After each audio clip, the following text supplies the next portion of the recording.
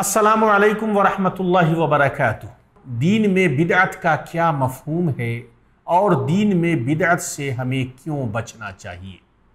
دین میں بدعت یہ ہے کہ ہم اللہ رب العالمین کی اس طریقے کے مطابق عبادت کریں جس کی شریعت میں کوئی اصل نہیں ہے، یا ہم اللہ رب العالمین کی اس طرح عبادت کریں جو نبی کریم صلی اللہ علیہ وسلم اور ان کے خلفاء راشدین رضی اللہ عنہم کے طریقے کے خلاف ہو۔ اگر ہم ایسا کرتے ہیں تو گویا کہ ہم دین میں بدعت کے شکار ہیں، اور ہمیں دین میں ہر طرح کی بدعت سے بچنا چاہیے۔ کیوں بچنا چاہیے؟ اس لیے بچنا چاہیے کہ دین مکمل ہو گیا ہے، اور دین میں اب کسی طرح کے حذف و اضافے یا کمی بیشی کی قطعاً کوئی گنجائش نہیں ہے۔ اگر ایسا کوئی کرتا ہے تو بدعت کا ارتکاب کرتا ہے، گناہ کا ارتکاب کرتا ہے، اور اپنے اس گناہ سے مکمل طور پر احتراز کرنا چاہیے، بچنا چاہیے۔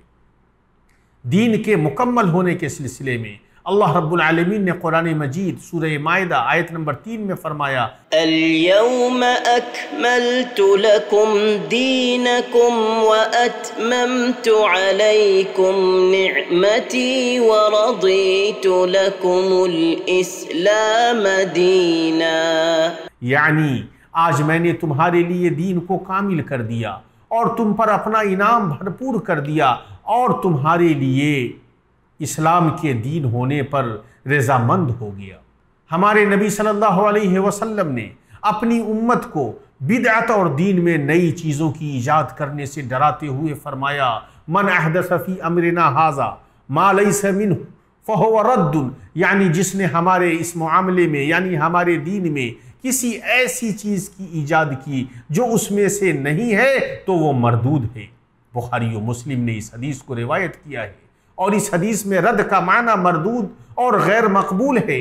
نیز اللہ کے رسول صلی اللہ علیہ وسلم نے ایک دوسری حدیث میں فرمایا، اوصیکم بتقوی اللہ والسمع والطاعہ وان حبدا حبشیا فانہ من یعش منکم بعدی فسیرا اختلافا کثیرا فعلیکم بسنتی وسنت الخلفاء المہدیین الراشدین تمسکوا بها وعزوا علیہا بالنواجذ وإیاکم ومحدثات الامور فإن كل محدثة بدعة وكل بدعة ضلالة۔